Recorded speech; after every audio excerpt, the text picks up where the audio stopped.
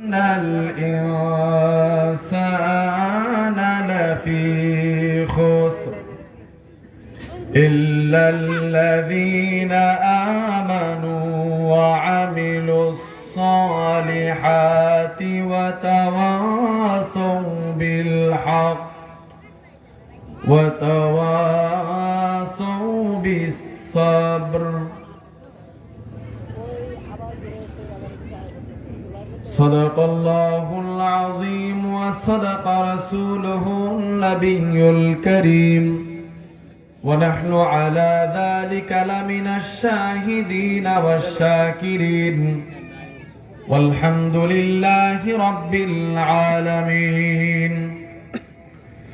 بارك الله لنا ولكم في القرآن العظيم ونفعنا وإياكم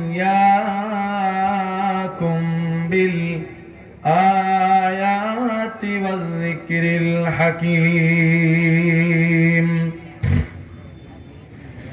तमन्ना दर्द दिल की है, तमन्ना दर्द दिल की है के खिदमत कर फकीरों की, नहीं मिलता है गौहर बादशाहों की खजीनों में. मोहब्बतेर साथे सकलेई पढ़ी बालागल उला बिकमालिही कशफत दुजा बिजमालिही हसनत जमीउ खिसालिही सल्लु अलैहि व आलिहि. या साहिबल जमाली व या सय्यिदल बशर मिन वजहिकल मुनीरी लक़द नव्वरल क़मर बलगल उला बिकमालिही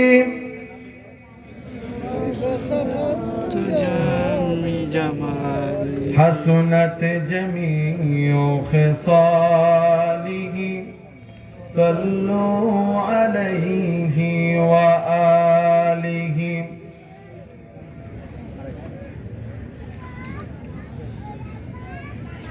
আজকের বাইনিয়ার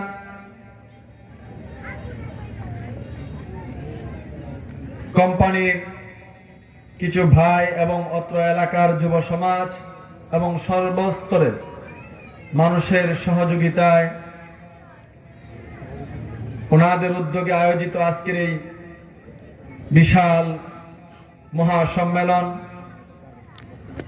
অত্যন্ত শ্রদ্ধাভাজন সভাপতি, দূর দূরান্ত থেকে আগত দিন পিপাসু ইসলাম প্রিয় ইসলাম দরদি আমার পিতৃতুল্য মুরব্বিয়ান যুবক ভাইয়েরা এবং পর্দার আড়ালে অবস্থানরত অত্যন্ত শ্রদ্ধেয় মা ও বোনেরা এবং আইম্মায়ে মাসাজিদ এবং বিভিন্ন মাদ্রাসার শিক্ষক বৃন্দ, আজিজ তলাবা, স্কুল কলেজ এবং ভার্সিটির বিভিন্ন ছাত্র ভাইয়েরা, দূর দূরান্ত থেকে রিজিকের অন্বেষণে অত্যন্ত কষ্ট করে পরিশ্রম করে বিভিন্ন মেল ফ্যাক্টরিতে যেনারা এই দেশ এবং জাতিকে উন্নয়নের লক্ষ্যে মাথার ঘাম পায়ে ফেলে পরিশ্রম করতেছেন, সে সকল শ্রমিক ভাইয়েরা সকলকেই জানাই মাহফিলের শুরুতে আপনাদেরকে অন্তরস্থল থেকে মোবারকবাদ। আজকের এই মাহফিল হওয়াতে আপনারা খুশি না বেজার? খুশি। আরো জোরে বলেন, খুশি না বেজার? খুশি। সুন্দর এক জায়গা আপনারা মাহফিল করার সুযোগ পেয়েছেন। বিশাল জায়গা, যেখানে কিছুদিন আগেও ডুবা ছিল, এখন সুন্দর এক খেলার মাঠের মতো হয়ে গেছে। যেখানে আপনি বসে আল্লাহর নাম বলবেন, সেই মাটি কিয়ামতের দিন আপনার পক্ষে সাক্ষী দিবে। আল্লাহ রাব্বুল আলামিন সূরা দুহার মধ্যে বলেছেন, মাটি আপনার পক্ষে সাক্ষী দিবে, মাটি কথা বলবে। ঠিক কিনা বলেন? কোরআনে কারীমের মধ্যে আল্লাহ তাআলা বলেন, ইয়াউমাইযিন তুহাদ্দিসু আখবারাহা, জমিন তার ভিতরে সকল খবরাখবর যা কিছু আছে সব ফাঁস করে দিবে, পরিষ্কার করে দিবে। আজকের এই মাহফিল অত্যন্ত বরকতপূর্ণ। আপনাদের উপস্থিতি এবং আপনাদের ভালোবাসায় এই মাহফিল অত্যন্ত সুন্দরভাবে পরিচালিত হবে, এই আশাবাদ ব্যক্ত করে কোরআনে কারীমের 30 নম্বর পারার সূরা আসর আমি আপনাদের সামনে তেলাওয়াত করেছি। এই সূরার ভিতরে আল্লাহ রাব্বুল আলামিন আমাদের জীবনের কিছু গুরুত্বপূর্ণ বিষয় উল্লেখ করেছেন। আমি সে আলোকে কিছু কথা আপনাদের সামনে পেশ করব, যাতে করে আমার এবং আপনার সকলেরই উপকার হয়, আমরা যেন আমল করতে পারি। জোরে কোন ঠিক কিনা? এই সূরার ভিতরে আমরা প্রায় মানুষই এই সূরাটা জানি, সূরা আসর। এই সূরার নাম কি? সূরাতুল আসর। আল্লাহ তাআলা এই সূরার ভিতরে বলতে চান, ওয়াল আসর, আসরের শপথ। আসরের নামাজের সময়টা অত্যন্ত গুরুত্বপূর্ণ। মুফাসসিরিনে কেরাম বলেন, এই আসর দ্বারা সময়ের শপথ খাইছেন, যুগের শপথ, মহাকালের শপথ। আল্লাহ রাব্বুল আলামিন সময়ের শপথ কেন খাইলেন? সময় সবচেয়ে গুরুত্বপূর্ণ। সময়ের চাইতে গুরুত্বপূর্ণ কোনো বিষয় নাই। হায়াত বলেন, এটা সময়ের সাথে সম্পৃক্ত। হায়াত, জীবন মানুষের, এটা সময়ের সাথে কি সম্পৃক্ত। এজন্য সময় মানুষের এমন এক জিনিস যেটা ধরে রাখা যায় না। ঘুমাইলেও সময় কেটে যায়, চাষটলে বসে থাকলেও সময় কেটে যায়, বেড়াইতে গেলেও সময় কেটে যায়, আপনার মানুষের সঙ্গে হাসি তামাশা করলেও সময় কেটে যাবে, আবার আমল করলেও সময় কেটে যায়, নামাজ পড়লেও সময় কেটে যাবে, নামাজ না পড়লেও সময় কেটে যাবে, ইবাদত বন্দেগী করলেও সময় কেটে যাবে, না করলেও সময় কেটে যাবে। কারোর সময় কারোর জন্য অপেক্ষা করে। আল্লাহ বলেন, এজন্য আমি সময়ের শপথ খাইছি। কে খাইছেন? আল্লাহ তাআলা। সময়কে বানিয়েছেন কে? আল্লাহ। কিন্তু সেই সময়ের মূল্যায়ন আল্লাহ করেছেন, কারণ সময় এমন এক জিনিস যেটাকে ধরে রাখা যায় না। কেউ কখনো বুঝতেই পারে না কখন তার চুল পেকে যাচ্ছে, কখন তার চুলদাড়ি সাদা হয়ে যায়। যখন চুলদাড়ি সাদা হতে থাকে, তখন সে টের পায় আমার বহুত সময় পার হয়ে গেছে। ঠিক কিনা বলেন? আগে বোঝাই যায় না কিভাবে সময় পার হয়ে যাচ্ছে। এজন্য এক কবি বলেন, চেহিল সালে উমরে আজিজত গুজাশত, মিজাজে তো আজ হাল তিফলি নগাশত। জীবনের 40 বছর তোমার পার হয়ে গেল, এখনো তোমার স্বভাব চরিত্র শিশুদের মতোই রয়ে গেল। ঠিক কিনা বলেন? যতই চুলে খেদাব লাগিয়ে যুবক সাজার চেষ্টা করি না কেন, এই খেজাবে কিন্তু আজরাইলের হাত থেকে বাঁচাতে পারে না। ঠিক কিনা বলেন? ঠিক। বার্ধক্যকাল গোপন করার জন্য অনেক সময় কালো খেজাব লাগায়া করে, জায়েজ নাই। এই চুল যখন সাদা হতে থাকে, আপনাকে সিগন্যাল মানে, সিগন্যাল সংকেত দিয়া জানায়া দেয়, হে আল্লাহর বান্দা, তোমার জীবন থাকতে শরীর এখনো মারা যায় নাই, কিন্তু তোমার শরীরের একটি চুল সাদা হয়ে তোমাকে সংকেত দিতেছে তোমার শরীর থেকে একটা চুল মৃত্যুবরণ করেছে। সংকেত।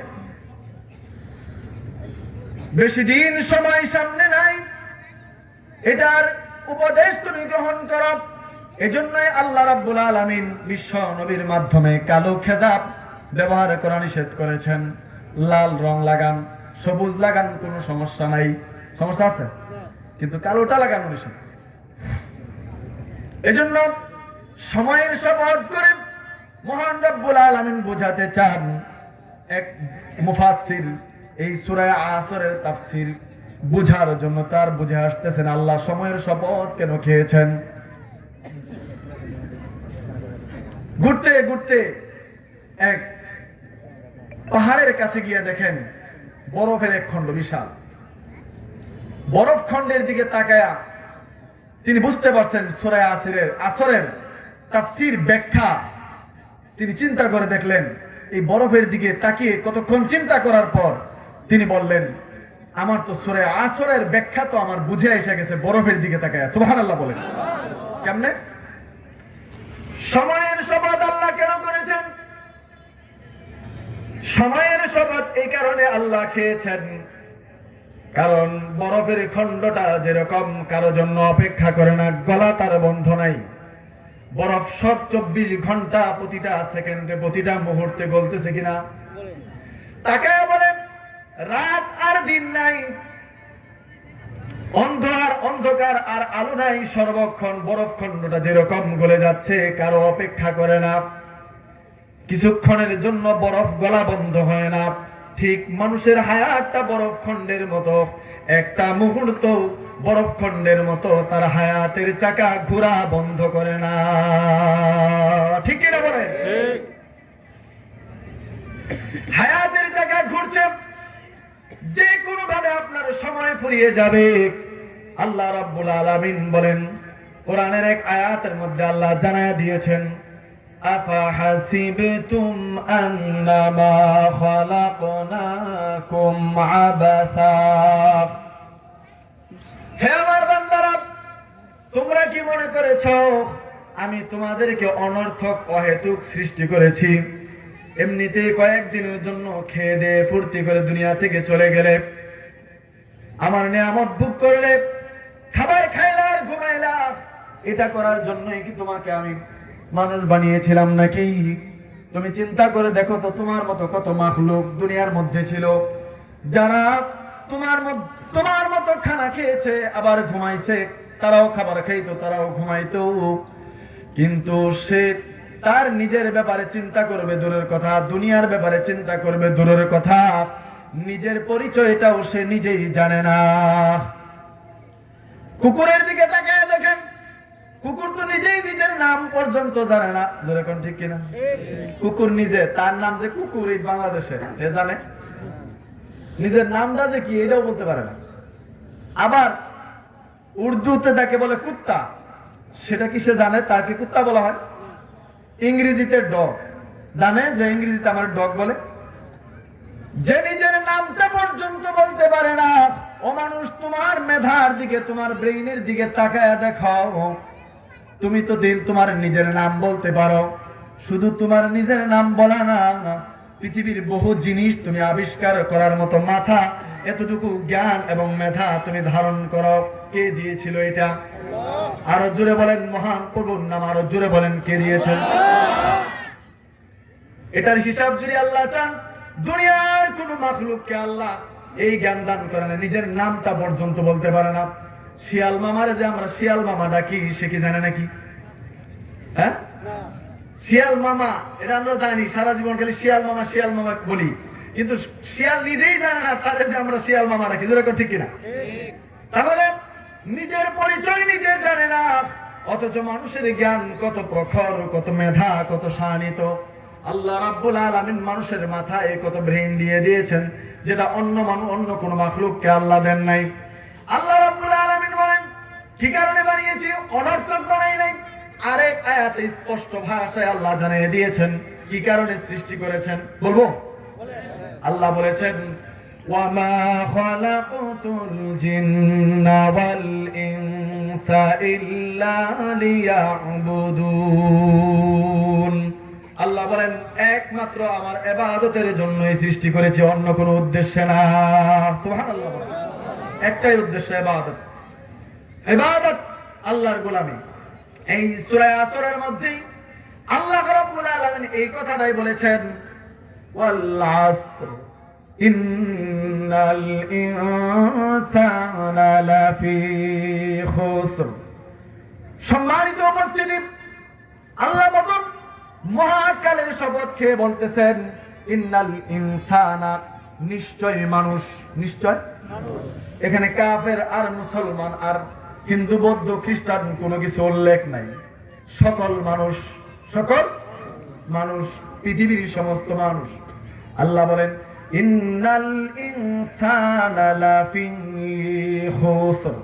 সকল মানুষ ক্ষতির মধ্যে আছে। কোথায় আছে? আরো জোরে বলেন, কিসে আছে? ক্ষতির মধ্যে, ক্ষতিতে। সবাই ক্ষতির মধ্যে। সময়ের ব্যাপারে সবাই ক্ষতির মধ্যে। সময়ের কেউ কদর করে না, অথচ জীবনের সবচেয়ে দামি সম্পদ হলো সময়। সবচেয়ে দামি সম্পদ কি? সময়, হায়াত, সবকিছু এটার মধ্যে মিল, সম্পৃক্ত। আল্লাহ বলেন তবে কারা এখান থেকে আমরা ক্ষতির মধ্যে যদি থাকি, তাহলে নবী রাসূলও তো ক্ষতির মধ্যে পড়ে যান। অথচ নবী রাসূলদের তো কোনো ক্ষতির মধ্যে, তারা তো ক্ষতির মধ্যে থাকতে পারে না, কারণ তারা কোনোদিন সময়ের অবচয়িত করবে দূরের কথা, তারা তো কোনোদিন একটা গুনাহ, সগীরা গুনাহ পর্যন্ত কোন নবীরা করেন না। সুতরাং তারা তো ক্ষতি থেকে মুক্ত। আল্লাহ পরের অংশে আল্লাহ উল্লেখ করতেছেন, জানাই দিতেছেন তবে জেনে রাখো ক্ষতির বাহিরেও কিছু মানুষ আছে। আল্লাহ নিজেই জানাই দিলেন ইল্লাল্লাযীনা আমানু ওয়া আমিলুস সালিহাতি ওয়া তাওয়াসাউ বিল হক। আল্লাহ বলেন ইল্লাল্লাযীনা আমানু, তবে এই পুরা ব্রহ্মাণ্ডের ভিতরে মানুষের মধ্য থেকে যারা এক আল্লাহ তাআলার উপর ঈমান এনেছে, আল্লাহ তাআলার উপর বিশ্বাস স্থাপন করেছে, তারা বাদে। সুবহানাল্লাহ বলেন। সুবহানাল্লাহ। যারা এক আল্লাহর উপর ঈমান এনেছে তারা ক্ষতির মধ্যে নাই। আলহামদুলিল্লাহ বলেন। আমাদের এক আল্লাহ তাআলার উপর ঈমান আছে না নাই? আরো জোরে বলেন, আছে না নাই? এক নম্বরে আল্লাহ বলেন ইল্লাল্লাযীনা আমানু, ঈমানদাররা বাদে, ওয়া আমিলুস সালিহাত, ঈমানের সাথে সাথে যারা আমলে সালেহ করে, নেক আমল করে। কি আমল করে? নেক আমল। নেক আমল বলতে কোরআন হাদিসে যা কিছু আছে সবই নেক আমল। নামাজ কোরআনে আছে না নাই? রোজা কোরআনে আছে না নাই? যাকাত কোরআনে আছে না নাই? রমজানের রোজা, হজ কোরআনে আছে না নাই? আল্লাহ রাব্বুল আলামিন যা কিছু বলেছেন কোরআনে কারীমের ভিতরে, আল্লাহ রাব্বুল আলামিন বলেন যারা ওই আমলগুলি করে, নেক আমল এটাকেই বলা হয়। আল্লাহ তাআলার জন্য সাদাকা খায়রাত করে, দান খায়রাত করে, যাকাত ফিতরা আদায় করে, রমজান আসলে রমজানের রোজা পালন করে এবং যাকাত আদায় করে। আর প্রথম কাজ হলো ঈমান আনয়ন করা। ঈমান কাকে বলে? এক নাম্বার ঈমান প্রথমেই হলো ঈমান। প্রথমেই কি? ঈমান। ঈমান যারা আনছে আর যারা সৎ কাজ করেছে, ঈমানের সাথে সাথে যারা নেক আমল করে, সৎ কাজ করে, ভালো কাজ করে, তারাই হলো ক্ষতি থেকে মুক্ত। সুবহানাল্লাহ বলেন। এবার আসুন, কারো যদি ঈমান না থাকে, শুধু নেক আমল করে। মাদার তেরেসা নামে একজন খ্রিস্টান মহিলা, যেই বিশ্বের জন্য তার সকল সম্পত্তিকে দান করে দিয়েছিল, কিন্তু ঈমান ছিল না। কি ছিল না? ঈমান ছিল না। আল্লাহ রাব্বুল আলামিন বলেন ঈমান ছাড়া কোনো কিছু গ্রহণযোগ্য হবে না। ঈমান ছাড়া যত নেক আমলই করুক না কেন, তার কোন নেক আমল আল্লাহর দরবারে কবুল হবে না। ঠিক কি না বলেন? সূরা আলে ইমরানের 85 নম্বর আয়াতে আল্লাহ রাব্বুল আলামিন বলেন وَمَن يَبْتَغِ غَيْرَ الْإِسْلَامِ دِينًا فَلَن يُقْبَلَ مِنْهُ وَهُوَ فِي الآخرة من الخاسرين ও দুনিয়ার মানুষেরা ঈমান যদি কারো না থাকে আল্লাহর উপর যদি কারো বিশ্বাস না থাকে শেষ নবী আখিরি নবী শেষ নবীকে যদি কেউ আখিরি নবী হিসাবে খাতামুন নবিয়্যিন লা নবিয়্যা বাদি শেষ নবীকে শেষ নবী হিসাবে বিশ্বাস স্থাপন যদি কেউ না করে আল্লাহ রাব্বুল আলামিন বলেন তার কোনো আমল আল্লাহর কাছে কবুল হবে না। সুতরাং আল্লাহ যেহেতু আলে ইমরানের এই আয়াতের মধ্যে জানিয়ে দিয়েছেন 85 নম্বর আয়াতে ওয়া মান ইয়াবতাগি গায়রাল ইসলামি দীনান যে ইসলাম ছাড়া অন্য কোনো মতাদর্শ অন্য কোনো মত অন্য কোনো ধর্ম অন্য কোনো দ্বীনের অনুসরণ করে আল্লাহর কাছে যেতে চায় আল্লাহর কাছে মুক্তি পেতে চায় আখিরাতে নাজাত পেতে চায় তার সেই চিন্তা এবং তার সেই পরিকল্পনা এবং তার সেই ধারণা ঈমান না থাকার কারণে ইসলামকে না মানার কারণে কাল কিয়ামতের ময়দানে সে ক্ষতির সম্মুখীন হবে। ঠিক কিনা বলেন? এজন্য আল্লাহ বলেন লা ইকরাহা ফিদ্দীন দ্বীনের ব্যাপারে কোনো জবরদস্তি নাই। ইসলাম কবুল কে করবে কি করবে না কোন ইহুদি নাসারা অথবা হিন্দু বৌদ্ধ খ্রিস্টান কেউ দ্বীন গ্রহণ করবে কি করবে না ইসলাম ধর্ম গ্রহণ করবে কি করবে না এটা নিয়ে কোনো বাড়াবাড়ি নাই কোনো জবরদস্তি নাই। বরং কোনো মুসলিম দেশে ইসলামিক দেশে যদি কোনো অমুসলিম বসবাস করে মুসলিম সরকারকে যদি ট্যাক্স দেয় খাজনা দিয়া চলে তার জীবনের হেফাজত করা তার মালের হেফাজত করা মুসলিম সরকারের উপর দায়িত্ব হয়ে যায়। সুতরাং আল্লাহ তাআলা বলেন দ্বীন নিয়ে জবরদস্তি নাই স্বাধীনতা আছে তোমার যেটা খুশি সেটা মানতে পারো। ইচ্ছা করলে তুমি কমিউনিজম সোশ্যালিজম আরো কত ইজম আছে গণতন্ত্র সমাজতন্ত্র তন্ত্রমন্ত্র যা কিছুই করো না কেন নাস্তিকতা যত ইজম আছে যত তন্ত্রমন্ত্র আছে তুমি পালন করো কোনো সমস্যা নাই। কিন্তু আল্লাহ থেকে যদি কেউ দূরে সরায় দেয় ওই সমস্ত ইজম ওই সকল তন্ত্রমন্ত্র সমাজতন্ত্র আর কমিউনিজম ওই সকল ধর্ম নিরপেক্ষতার নামে যেই সকল ইজম তোমাকে দ্বীন থেকে বঞ্চিত করে দেয় ইসলাম থেকে দূরে সরিয়ে দিতে চায় ওই সকল তন্ত্র মন্ত্রের উপর জীবন যাপন করে আল্লাহর কাছে যদি যাও আর মৃত্যুর সময় যদি পড়ে দেওয়া হয় বলে দেওয়া হয় বিসমিল্লাহি ওয়া আলা মিল্লাতি রাসূলিল্লাহ যাহা একটা মিথ্যা কথা বলে তাকে কবরস্থ করা হলো আল্লাহ তাআলার কাছে গেলে সব আল্লাহর সিসি ক্যামেরায় ধরা পড়ে যাবে কোনো ফাঁকিবাজি আল্লাহর কাছে চলবে না। ঠিক কি না বলে? সুতরাং কমিউনিজম সোশ্যালিজম সেকুলারিজম যত ইজম আছে পৃথিবীর মধ্যে বিভিন্ন সমাজতান্ত্রিক নামে নাস্তিকতার বিভিন্ন দল আছে এই সমস্ত দলের মাধ্যমে মানুষকে আল্লাহর থেকে দূরে সরানো হয়। বিভিন্ন দলের নামে আপনার মানুষের ঈমানকে হরণ করা হয়। আল্লাহ তাআলা বলেন ফালাই ইউকবালা মিনহু ওয়া হুয়া ফিল আখিরাতি মিনাল খাসিরিন। কোন মতাদর্শ আল্লাহর কাছে ইসলাম ছাড়া অন্য কোন ধর্ম অন্য কোন মতাদর্শ আল্লাহর কাছে গ্রহণ করা হবে কোন মতাদর্শ আল্লাহর কাছে চলবে না।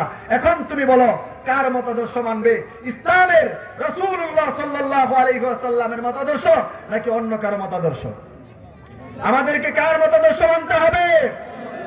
আল্লাহ রাব্বুল আলামিন কোরআনে কারীমের মধ্যে বলেন লাকাদ কানা লাকুম ফি রাসূলিল্লাহি উসওয়াতুন হাসানাহ।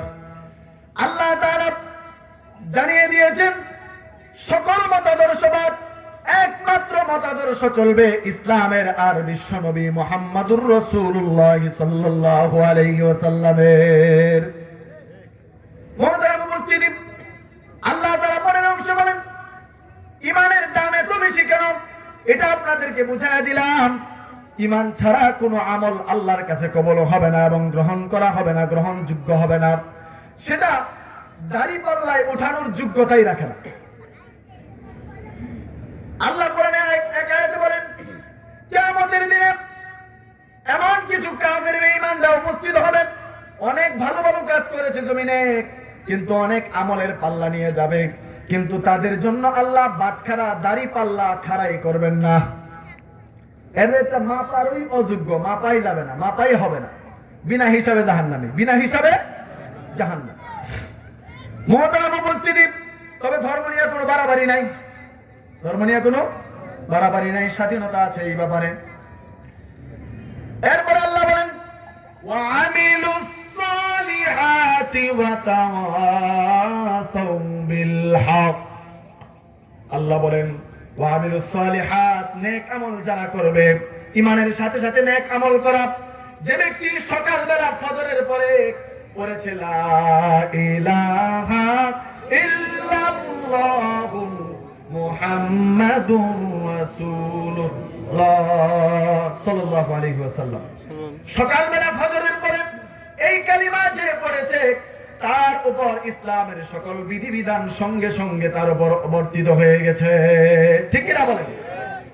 এই কালিমা যতদিন পড়ে নাই, তার পূর্বে কোন নামাজ, রোজা, হজ, যাকাত, তার উপর কোন বিধিবিধান আল্লাহর আসে নাই, এর আগের যত গুনাহ আছে আল্লাহ মাফ করে দিবেন। জোরে জোরে কোন সুবহানাল্লাহ। আল্লাহর নবী বলেন আল ইসলামু ইয়ানহাদিমু মা কানা ক্বাবলাহু। ইসলাম, তার জীবনের কোন একজন কাফের যখন ইসলাম কবুল করে, গ্রহণ করে, আল্লাহ রাব্বুল আলামিন ইসলামের বদৌলতে তার পিছনের জীবনের সব গুনাহ আল্লাহ মাফ করে দেয়। ইসলাম কবুল করলে কোন মুসলিম ইসলাম কবুল করার সঙ্গে সঙ্গে পেছনের সকল গুনাহ তার মাফ। এজন্য আল্লাহ বলেন নেক আমল। ফজরের আযানের পরে কালিমা পড়ে মুসলমান হয়েছে, যোহরের নামাজ থেকে তার উপর যোহরের নামাজ ফরজ হয়ে গেল। এখন থেকে এক ওয়াক্ত নামাজ কাজা করলেই আযাবের যোগ্য হয়ে যাবে। ঠিক কিনা বলে? এখন তার উপর ধনী হয়ে যাকাত তার উপর ফরজ হবে। আবার রমজান আসলে এক মাস সিয়াম সাধনা করা তার জন্য ফরজ। কি বলেন? এই জন্য মহিলা আগে বেপরদাই থাকতো, ঈমান গ্রহণ করেছে, এখন তার উপর পর্দা। পর্দা কি সুন্নাত না নফল? হ্যাঁ, সবাই সালাম দেয়া যায়। আপনাদের সবাই আসলে আপনারা সবাই জানেন, মাশাআল্লাহ, এরকম শ্রোতাদের সামনে কথা বললে মজা পাওয়া যায়। যারা হ্যাঁ না কিছু বলতে পারে, মাশাআল্লাহ। আপনারা, আমি বললাম সুন্নাত না নফল, আপনারা বলেন ফরজ। আসলে কি ফরজ? ফরজ। ফরজ মানে কি? ইচ্ছা করলে করলাম, না করলে না করলাম। ফরজ মানে ইচ্ছা করলে করলাম, না করলে পড়তেই হবে, পড়তেই হবে। যেরকম পড়তেই, নামাজ যেরকম ফরজ, রোজা যেমন ফরজ, পর্দা এমন ফরজ। তবে কাদের জন্য?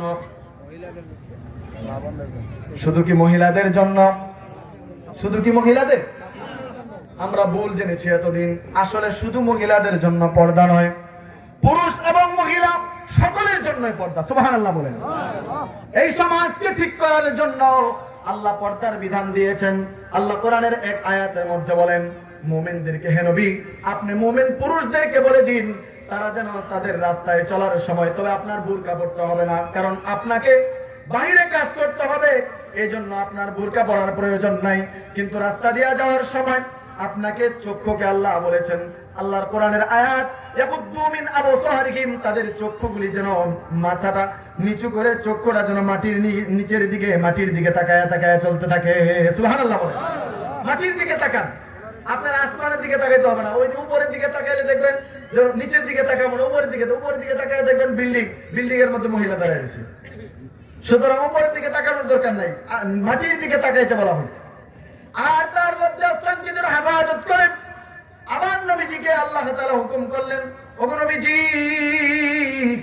আপনি মহিলাদেরকে জানায় দেন, মুমিন নারীদেরকে আপনি বলে দিন তারা যেন তাদের চক্ষুকে অবনত করে, তাদের চক্ষুকে অবনত করতে হবে, এবং তারা যেন তাদের লজ্জাস্থানকে হেফাজত করে। সুবহানাল্লাহ বলেন। কি সুন্দর নীতি! পুরুষ পুরুষের জায়গায় চলবে, নারী তার জায়গায় নারীর রাস্তা দিয়া চলবে। একজন আরেকজনের রাস্তায় যেতে পারবে না, একজন আরেকজনের রাস্তায় গেলেই অ্যাক্সিডেন্ট হওয়ার সম্ভাবনা আছে না নাই? একজনের ভিতরে আরেকজন গেলেই অ্যাক্সিডেন্টের সম্ভাবনা আছে না নাই? আছে। সুতরাং আল্লাহর বিধান মতো যদি কেউ চলে, শান্তির দ্বার আল্লাহ খুলে দিবেন, ওই বাড়িতে শান্তি ঢেলে দিবেন কে? যেই ঘরে পর্দা থাকবে, যেই ঘরে খাস পর্দা থাকবে, এবং মহিলা উভয়ই পর্দা করবে, আল্লাহ ওই ঘরে রহমত নাজিল করবেন, ওই ঘরে শান্তি থাকবে, ওই ঘরে পরকীয়ার অভিশাপ আসবে না। ঠিক কিনা বলেন? পরকীয়া বুঝেন না? পরকীয়া আসবে না। পুরুষ এবং মহিলা পর্দার বিধান অনুযায়ী নারীদের সাথে ফোনেও, আপনাদের ফোন তো, মহিলা তো দূরে, ফোনে কথা বলেন, সেটা সামনে আসতেছে না, ফোনেও কথা বলেন। আপনি যে এখানে কথা বলতেছেন দুনিয়ার কেউ দেখে না, কিন্তু ফোনের মাধ্যমে আপনি পরনারীর সাথে কথা বলে বলে আপনি যে মজা লুটতেছেন, এটার জন্য আল্লাহ সব কিছু দেখতেছে। আর আপনি প্রতিটা কথা আল্লাহ তাআলার কাছে রেকর্ড হয়ে যাইতেছে। আল্লাহ কোরআনে কারীমের মধ্যে বলেন, মা ইয়ালফিজু মিন কাউলিন ইল্লা লাদাইহি রাকিবুন আতীদ। হে পুরুষ এবং নারীরা, শুনে রাখো, মুখ থেকে যা তোমরা বের করো সব কিছু আল্লাহর ক্যামেরায় আল্লাহ তাআলার কাছে রেকর্ড হয়ে যায়। সুতরাং প্রতিটা কথার আল্লাহ তাআলার কাছে জবাবদিহিতা করতে হবে। মহতারাম উপস্থিতি, এজন্য সময়ের মূল্য চাই, সময়ের মূল্য দিতে হবে। এখন থেকে সময়ের মূল্য যদি আমরা দিতে চাই, আমাকে যে সময় হায়াত আল্লাহ দিয়েছেন, এটার দ্বারা হয়তো দুনিয়ার কাজ করতে হবে, না হয় আখিরাতের কাজ করতে হবে। হয়তো দুনিয়াবি কোনো ফায়দা, দুনিয়াবি কোনো কাজ, অথবা আখিরাতের উপকারে আসবে এমন কাজ। পরিবার পরিজনের জন্য, রিজিকের জন্য আপনি কাজ করেন, রিজিকের তালাশ করা, রিজিক অন্বেষণ করা, এই হালাল উপার্জন করা ফরজ করেছেন কে? আল্লাহর নবী বলেন, কাসবুল হালালি ফরিদাতুন বাদাল ফরিদা। ফরজ ইবাদতের পরে হালাল রুজি অন্বেষণ করা, এটাও মুমিনের জন্য ফরজ। সুবহানাল্লাহ বলেন। সুতরাং আপনার কামাই, রোজগার, ব্যবসা বাণিজ্য, চাকরি নকরি সবকিছু ইবাদতের অন্তর্ভুক্ত। সুবহানাল্লাহ বলেন। অতএব বুঝা গেল, আপনারা বেল ফ্যাক্টরিতে চাকরি করেন, কৃষক তার কৃষিকাজে কাজ করে, এটাও ইবাদতের বাহিরে না। শুধুমাত্র নিয়ত যে আল্লাহ আমার পরিবারের পরিজনের রিজিকের জিম্মাদারি আমার উপরে, সুতরাং আমি তাদের জন্য কাজ করছি। তোমার হুকুম, যখন আযান হবে আমি নামাজ পড়ি, আমি রোজা রাখি, হজ ফরজ হলে হজ করি, যাকাত ফরজ হলে যাকাত দেই। সুতরাং আপনি এই অবস্থায় যদি চলতে থাকেন, আর যদি ধোঁকাবাজি এবং প্রতারণা থেকে মুক্ত থাকেন, আমানতদারির সাথে যদি চলতে থাকেন ইনশাআল্লাহ, আর শিরক মুক্ত ইবাদত যদি করতে থাকেন ইনশাআল্লাহ, আপনি জান্নাত থেকে কেউ ঠেকাতে পারবে না। সম্মানিত উপস্থিতি, এজন্য সময়ের মূল্য, ওয়াতাওয়াসাউ বিল হাক্কি ওয়াতাওয়াসাউ বিস সাবর। আল্লাহ তাআলা বলেন, এই মুমিন বান্দা যারা, ঈমানদার যারা, তারা ক্ষতি থেকে মুক্ত। আর যারা নেক আমল করে, ওয়াতাওয়াসাউ বিল হক, আর যারা সত্যের উপদেশ দেয়। কিসের উপদেশ? সত্যের উপদেশ। তাফসীরে মাযহারিতে লেখা হয়েছে, সত্য বলতে এখানে কোরআনে কারীমকে বলা হয়েছে। এই যে আপনাদের কাছে আজকে কোরআনের বাণীগুলি তুলে ধরছি, এটাও সত্য উপদেশ, সত্যের উপদেশ, কোরআনের উপদেশ। এই সত্যের উপদেশ যারা দেয় তারাও ক্ষতি থেকে মুক্ত। আর ওয়াতাওয়াসাউ বিস সাবর, পরস্পরে সবর, ধৈর্য ধারণের উপদেশ দেয়। একে অপরকে ধৈর্য ধারণ করা, নামাজের মধ্যে, ইবাদত বন্দেগীর মধ্যে ধৈর্য আছে। প্রতিদিন নামাজ পড়া, দেখেন, লক্ষ্য করুন, যখন শীতের সকালে ওযু করে নামাজ পড়া ধৈর্যের ব্যাপার। এদিকে তাকান, সকালবেলা ফজরের আযানের সময় উঠা ওযু করা ঠান্ডা পানি দিয়া, খুব সহজ কাজ না, কিন্তু ঠিক কিনা বলেন?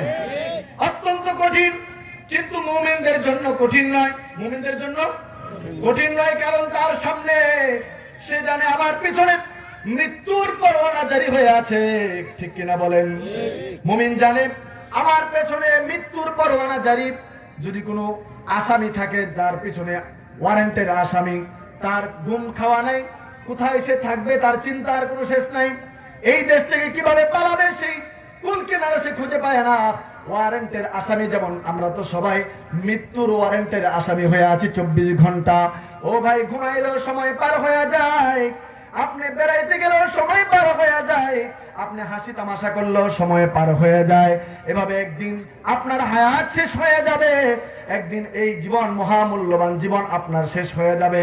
আল্লাহ রাব্বুল আলামিন বলেন, আল্লাহর হুকুম মানা, এটার উপর প্রতিষ্ঠিত থাকা, অবিচল থাকা, অনড় থাকা, এটা ধৈর্যের ব্যাপার। এজন্য আল্লাহ বলেন, ইবাদত হোক এবং পরিবার পরিজনের বালা মুসিবত হোক, সর্ব অবস্থায় একে অপরকে সবর এবং ধৈর্যের উপদেশ যারা দেয়, তারাও এই ক্ষতি থেকে মুক্ত থাকবে। সুবহানাল্লাহ বলেন। এই জন্য সময়ের মূল্য যদি দিতে চাই, আমাদেরকে ঈমানের উপর সর্বদাই অবিচল থাকতে হবে। আল্লাহ কোরআনের এক আয়াতের মধ্যে বলেন, ইন্নাল্লাযীনা ক্বালু রাব্বুনাল্লাহু সুম্মা ইসতাকামু তাতানাজ্জালু আলাইহিমুল মালায়েকা। আল্লাহ কোরআনে কারীমের মধ্যে বলেন, হে যারা ঈমানদার, নিশ্চয়ই যারা ঈমান এনেছে, ইন্নাল্লাযীনা ক্বালু রাব্বুনাল্লাহ, নিশ্চয়ই যারা ঈমান আনে, ঈমান যারা এনেছে, প্রথম চ্যাপ্টার প্রথম কথা যেটা, ঈমান যারা আনে আর বলে আমাদের রব একমাত্র আল্লাহ রাব্বুল আলামিন, বলেন আমাদের রব কে? ঈমানদার যারা, তাদের কথা হবে এটা, তাদের মুখের উচ্চারণ হবে এটা, রব্বুল আল্লাহ, আমাদের রব একমাত্র আল্লাহ রাব্বুল আলামিন। আল্লাহ বলেন, এই কথাটা বলার পরে মৃত্যুর আগ পর্যন্ত এইটার উপর অবিচল থাকে। এই অবস্থায় যদি কেউ মারা যায়, তার জন্য খুশখবরই আছে, সুসংবাদ রয়েছে। সুবহানাল্লাহ। কি সুসংবাদ? যারা বলেন আমাদের রব একমাত্র আল্লাহ রাব্বুল আলামিন, সুম্মা ইসতাকামু, এটার উপর অবিচল থাকে। যেমন বেলাল রাদিয়াল্লাহু আনহু, কাফিরেরা নির্যাতন করেছে, পাথর বুকে চাপা দিয়ে রেখেছে, কিন্তু এরপরও ঈমানের উপর অবিচল ছিলেন। যত মেরেছে, পাথর মেরেছে, আঘাত করেছে, বলেছে আমার রব একমাত্র আল্লাহ। সুবহানাল্লাহ বলেন। হযরত খাব্বাব ঈমানের জন্য কত কষ্ট করেছেন। একদিন কাপড় উঠাইছেন হযরত ওমরের সামনে, হযরতে খাব্বাব কাপড় ওঠানোর পরে দেখা যায় পেছনে এমন বড় বড় গর্ত হয়ে গেছে পিঠের মধ্যে, এত বড় বড় গর্ত, কোমরের এখানে বড় বড় গর্ত। হযরত ওমর এটা আগে জানতেন না। হযরত ওমর তো হযরত খাব্বাবকে ধরে বলে, ভাই আপনার পেছনে এত বড় বড় গর্তগুলি কিসের?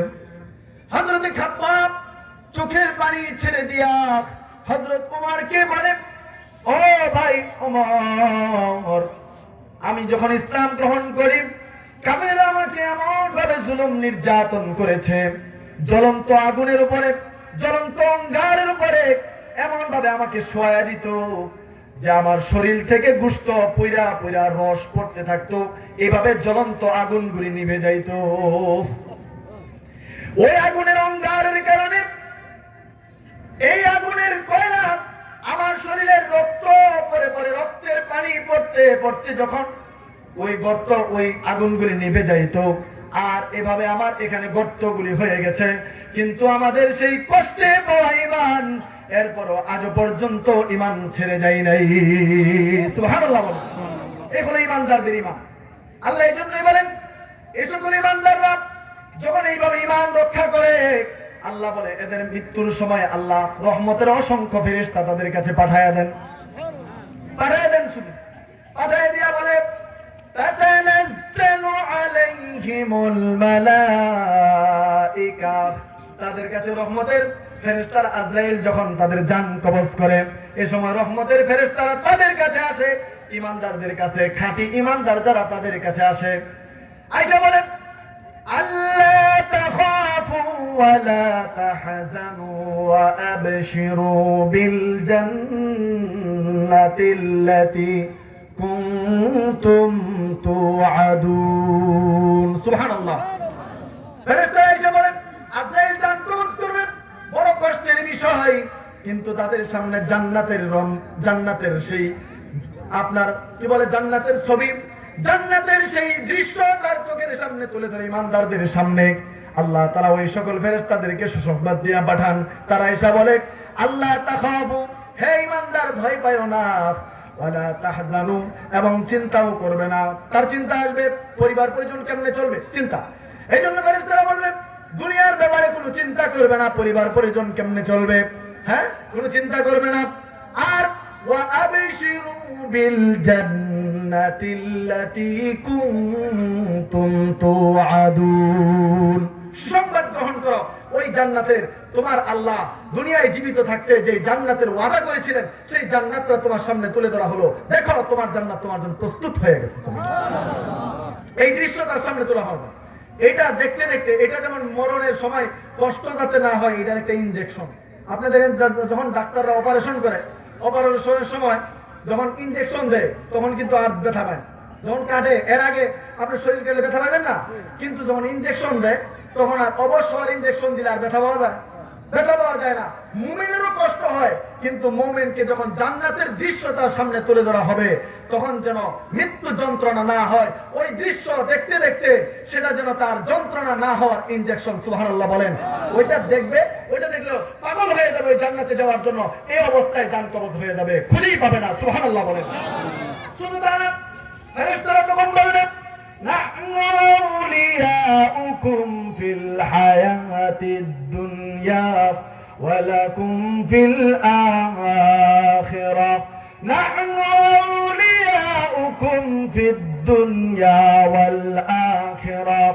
ও ঈমানদার, আমরা দুনিয়াও তোমার বন্ধু ছিলাম, আখিরাতেও তোমার বন্ধু হিসাবে থাকবো।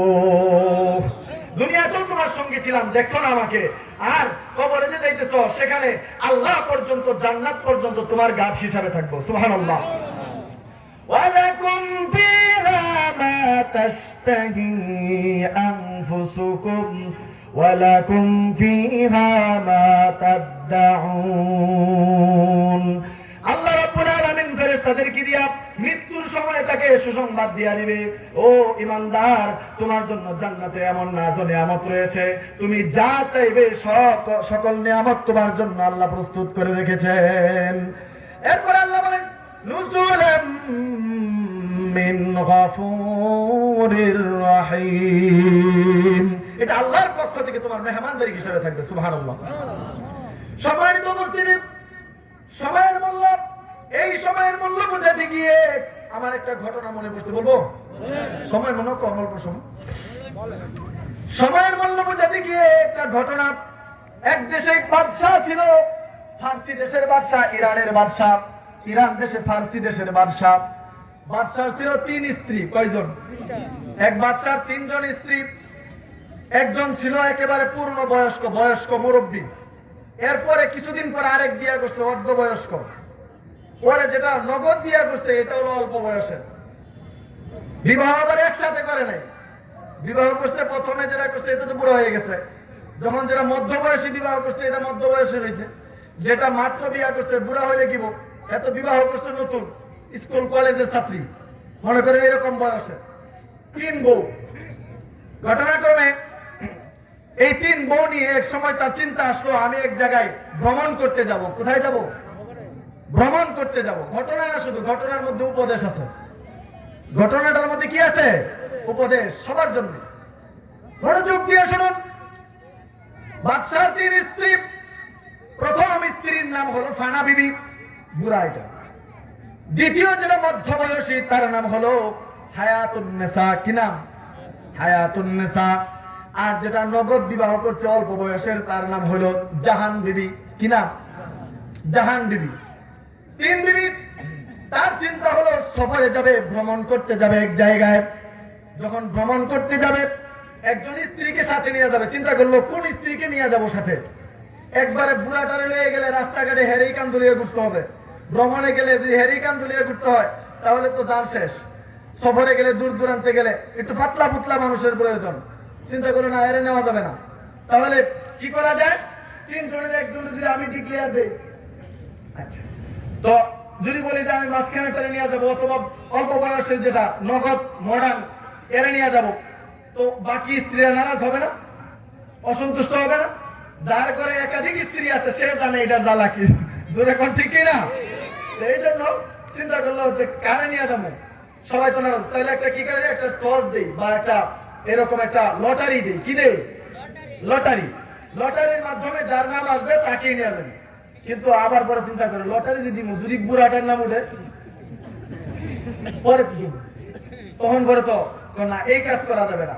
এমন কাজ করতে হবে যেটা ওই বাকি বুড়া দুইটাই পারবে না, তার ইচ্ছা হলো জোয়ানদারে বেশি। এই জন্য এই রুচির কারণে চিন্তা করলো এখন কি করা যায়। শেষ পেশ সে লটারি না দিয়া চিন্তা করলো একটা কাজ করি, বলি আজকে সারা রাত সময়, এই রাত্রে একটা কবিতা বানায় আগামীকাল সকালে রাজ দরবারে শোনাইবা। যার কবিতা সুন্দর হবে তাকেই আমি আমার সাথে নিয়ে যাব সফরে। এখন তার চিন্তা হলো যেটা প্রথম স্ত্রী, সে তো মূর্খ মানুষ, 5ম শ্রেণীও পড়ছে না, ফার্সি ভাষা দিতে শিখবো। এরপরে চিন্তা করলো দ্বিতীয় যেটা, এটাও প্রাইমারিটা কোন রকম পার হইয়া মাত্র হয়তো 6-7 এ গেছে, এটাও তেমন কবিতা বানাইবো থেকে চিন্তা করলো, তাহলে ওইটা হলো ভার্সিটি ছাত্রী, ওইটা ভাষা সম্পর্কে জ্ঞান আছে, সুতরাং সে কবিতা লিখতে পারবে, এটা এই কবিতা পারবে, তখন আমি তার নিয়ে যাবো, তার বুদ্ধিটা। সকালবেলা কবিতা নিয়ে হাজির হয়েছে রাজ দরবারে, সবাই হাজির হওয়ার পরে প্রথমেই লাইন ধরছে, প্রথমেই আসছে জাহান বিবি, যেটা তার সর্বশেষ স্ত্রী, জোয়ান, একেবারে অল্প বয়সের, মডার্ন।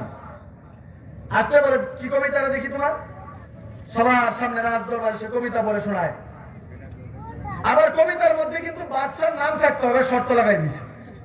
কবিতারও সে শোনাইতেছে, ক্যাই শাহে জাহা জাহারা বাগির, ফার্সিতে, ক্যাই শাহে জাহা জাহারা বাগির, জাহারা বাদেগার মাদে আয় আমির। এটা হলো সর্বশেষ যেটা জোয়ান স্ত্রী, তার কথা। আরে অবাক আশ্চর্যজনক কবিতা বানাইছে তো তুমি, আসলে তারা স্বামী স্ত্রী দুইজনে মিলে বানাইছে রাত্রে কবিতা, তো মারাত্মক সুন্দর কবিতা বানাইছে তুমি। অর্থাৎ জাহান বিবি বানাইছে, ক্যাই শাহে জাহা, আমার নাম জাহান, প্রথম শেষের স্ত্রীর নাম কি, জাহান বিবি। জাহান অর্থ হলো দুনিয়া, পৃথিবী, জাহান অর্থ কি, দুনিয়া, পৃথিবী। তো চিন্তা করলো, ক্যাই শাহে জাহা, হে দুনিয়ার বাদশা, আপনি তো দুনিয়ার একজন রাজা, বাদশা, সুতরাং এই সফরটা যে এটা দুনিয়ার একটা সফর, এটা আখিরাতের সফর না, সুতরাং আপনার উচিত দুনিয়ার সফরে, আমার নাম ওই জাহান, পৃথিবী, আমারে নিয়ে আপনি সফরে যান। কত সুন্দর কবিতা। বাদশা কয় তুমি রেডি হয়ে যাও, বাকিটি কবিতাই শোনে না, রেডি হয়ে যাও। রেডি হয়ে গেছে, এত রেডি, তাড়াতাড়ি চম্পট, রেডি হয়ে গেছে। এমনি দেখা যায় মধ্যবয়সী স্ত্রী, সেও সামনের দিকে আইতেছে, সেও কবিতা শোনাইবো, দেখতেছে বাদশার হাব ভাব ভালো না, ওইটা রেডি আছে। শেষ পর্যন্ত আমাদের কবিতাটা, হ্যাঁ আমাদের স্বামী, প্রাণের স্বামী, মহামান্য বাদশাহ, আপনি আমাদের কবিতাটা একটু শুনুন, নেন বা না নেন, শুনেন একটু। ঠিক আছে, নিয়া তুমিও কবিতা শোনাইবা, দাও কবিতা। সে আইসা করে যাহা খুশাস, সেও কবিতা বানাইছে, 6-7 বললেও কবিতা একটা বানাইছে।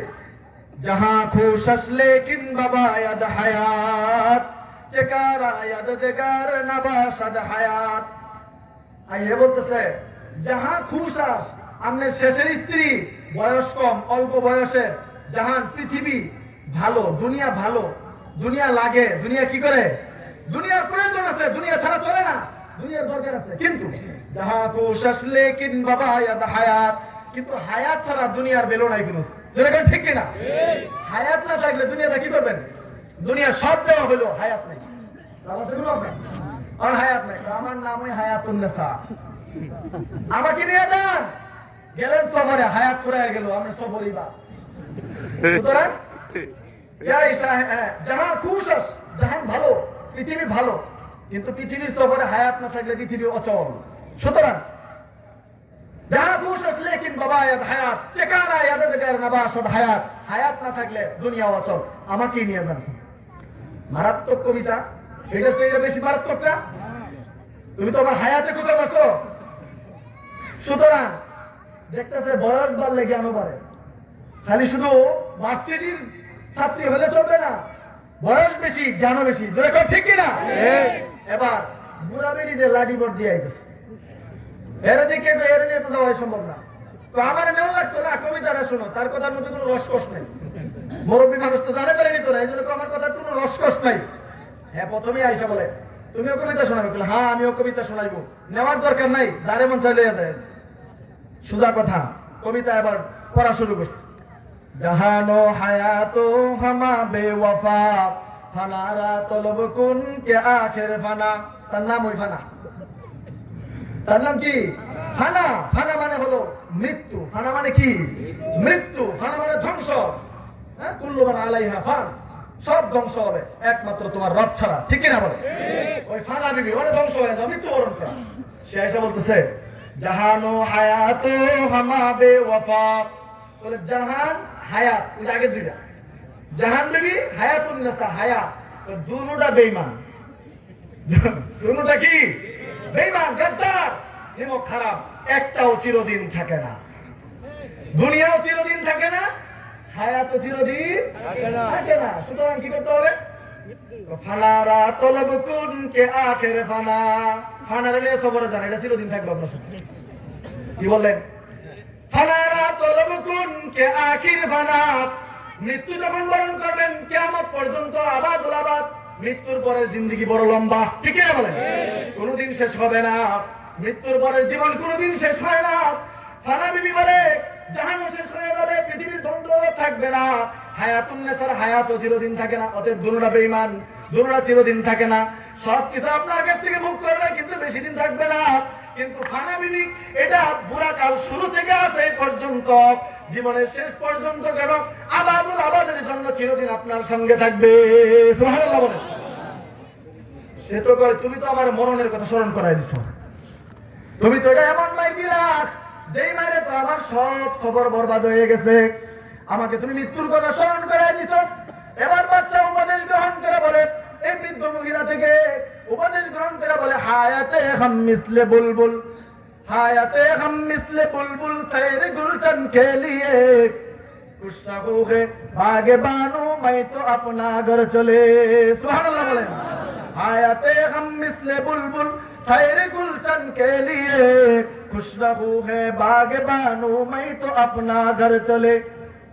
বলতেছে আমি আমার বাগ বাগিচা ধন যা কিছু আছে তোমাদেরকে দিলাম, দুনিয়ার সফরে আর যাব না, মৃত্যুর কথা স্মরণ হয়েছে, আমি আবার আখিরাতের সফরে রওনা দিব, আখিরাতের জন্য আমল করব, সময়কে কাজে লাগাবো। আমি বুঝতে পেরেছি আমার জীবন ব্যর্থ, আমি যে দুনিয়ার সফরের নিয়ত করেছিলাম এই দুনিয়ার চিন্তা ভুল চিন্তা ছিল, আসলে আমার মরণের চিন্তা, মরণের পরের জীবনই আসল জীবন। সুতরাং ফানা বিবির ঘটনায় আমি বুঝতে পারলাম যে মৃত্যুর পরের জীবনের জন্যই আমাকে কাজ করতে হবে। জোরে কোন ঠিক কিনা? আল্লাহ তাআলা আমাদের সবাইকে কবুল করুন, এই মাহফিলকে আল্লাহ তাআলা কামিয়াব এবং সাফল্যমণ্ডিত করুন, সকলেই বলি আমিন। যে সমস্ত ভাইয়েরা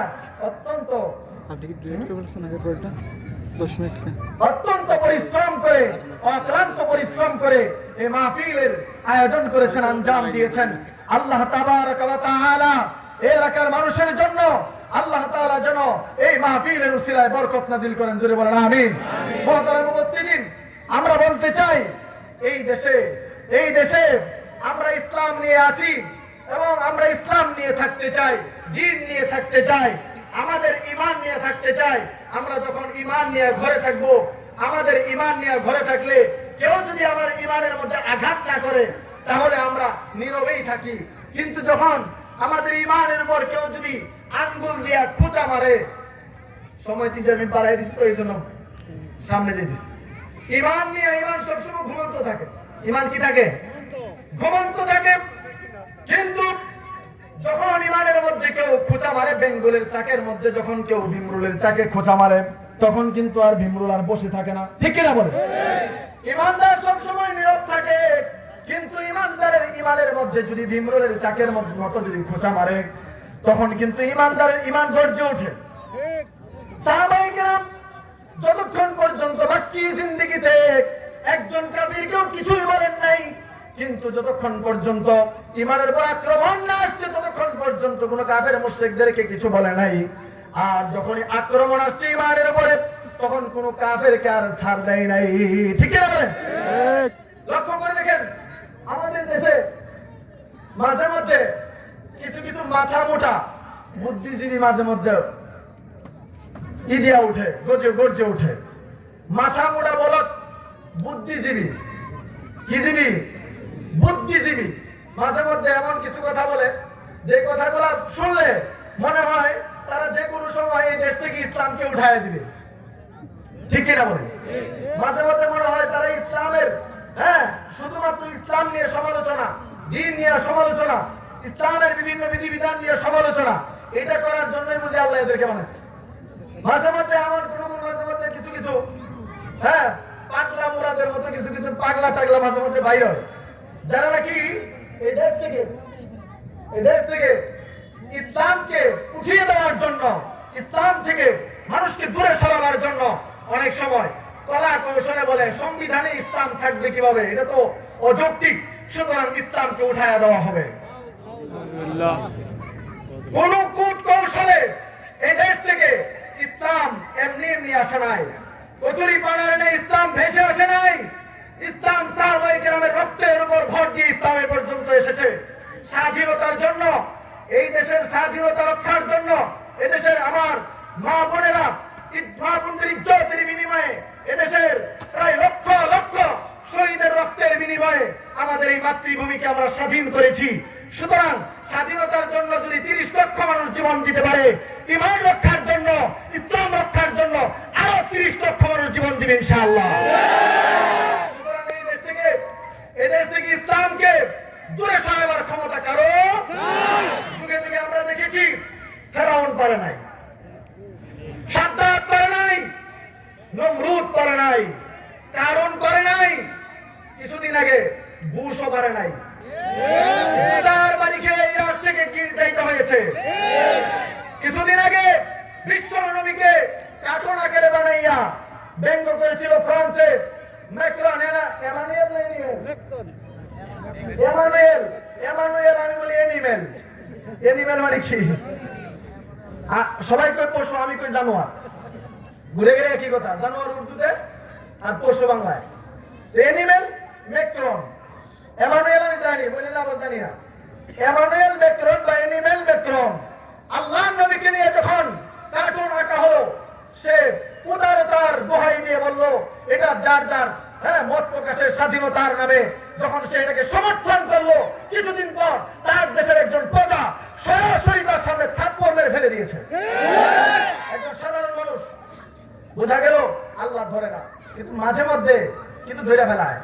মাঝে মধ্যে কি করেন? ধরে ফেলেন। এটা দুনিয়াবাসীকে শিক্ষা দেওয়ার জন্য, ঠিক কিনা বলে? আমাদের দেশও কিছুদিন আগে অত্যন্ত ক্ষমতার দাপটে যখন পাগল হয়ে গেল, তখন বলে ইসলাম থাকবে না, রাষ্ট্রধর্ম ইসলাম থাকবে না, বিসমিল্লাহ থাকবে না। আল্লাহ কয় মাঝে মধ্যে আমি ধরি না, কিন্তু যাকে ধরে ফেলাই দুনিয়ার মানুষের জন্য শিক্ষার উপকরণ বানায় দিয়ে থাকে, ঠিক কিনা বলে? কিছুদিন পর বাংলার আকাশের নিচে, বাংলার জমিনের উপর তার জায়গা হয় নাই। দল থেকে লাঠি দিয়ে বের করে দিয়েছে ইমানদারকে, ঠিক কিনা বলে? দল থেকে বহিষ্কার করা হয়েছে। বহিষ্কার করার পরে দেশ থেকে সে পালিয়ে গেল কানাডায়, সেই দেশ থেকে লাঠি দিয়ে তাড়াই দিয়েছে। গেল দুবাইয়ে, সেখান থেকে লাঠি দিয়ে তাকে বের করে দিয়েছে। বোঝা গেল আল্লাহর সাথে দুশ্মনী করে, ইসলামের সাথে দুশ্মনী করে, আল্লাহর নবীর সাথে দুশ্মনী করে, ইমানদারদের দিলে কষ্ট দিয়ে বাংলার জমির জায়গা নাই, পৃথিবীর কোথাও তোমার জায়গা হবে না। এমনকি এখন শুনতেছি ঘরেও জায়গা নাই, বইও তালাক দিয়ে দিছে। সুবহানাল্লাহ বলেন। শিক্ষা নিতে হবে আমাদেরকে। ক্ষমতার কারণে অন্ধ হওয়া যাবে না। আপনি যে দলই করুন, অবশ্যই আপনাকে মাথার মধ্যে হুঁশ রাখতে হবে। এই দেশে ইসলাম, সবকিছু এই দেশে থাকতে হলে ইসলামকে মেনেই থাকতে হবে। দেশে থাকতে হলে ইসলামকে মেনেই থাকতে হবে। আর না হয় পৃথিবীর এরিয়া ছেড়ে চলে যেতে হবে বাইরে, আর না হয় পৃথিবীর বাইরে চলে যেতে হবে। এই পৃথিবীতে আল্লাহর দুশ্মনী করে, আল্লাহর বিরুদ্ধে কথা বলে আল্লাহর বাতাস খাওয়া যাবে না, আল্লাহর পানি ব্যবহার করা যাবে না। আমার শেষ কথা এটাই হলো, আমাদের ঈমান, ঈমানদারের ঈমান ঘুমন্ত থাকে। খোঁচা দিলে ঈমানদারদের ঈমানের মধ্যে খোঁচা দেবেন না। ঈমানদার জীবন দিয়ে হলো ঈমান হেফাজত করবে ইনশাআল্লাহ। আল্লাহ রাব্বুল আলামিন আমাদের সবাইকে নিজেদের ঈমানকে হেফাজত করার জন্য সাহাবায়ে কেরামের মতো সেই রকম মজবুত এবং শক্ত ঈমান আমাদেরকে দান করুন, আমিন। ওয়া আখির দাওয়ানা আনিল হামদুলিল্লাহি রাব্বিল আলামিন। আসসালামু আলাইকুম ওয়া রাহমাতুল্লাহ।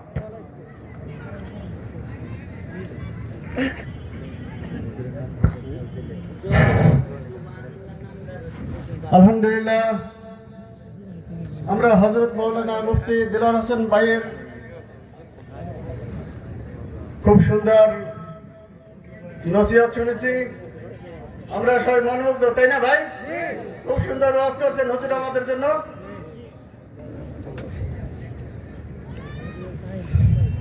এই মুহূর্তে আমাদের দ্বিতীয় আয়োজন হযরত মাওলানা মুফতি কারি নূর হোসেন সালেহী সাহেব আসছেন। তিনি আপনাদেরকে তার মূল্যবান নসিহত শুনে মনোমুগ্ধ করবেন। আর ওই যে মসজিদটা আছে না,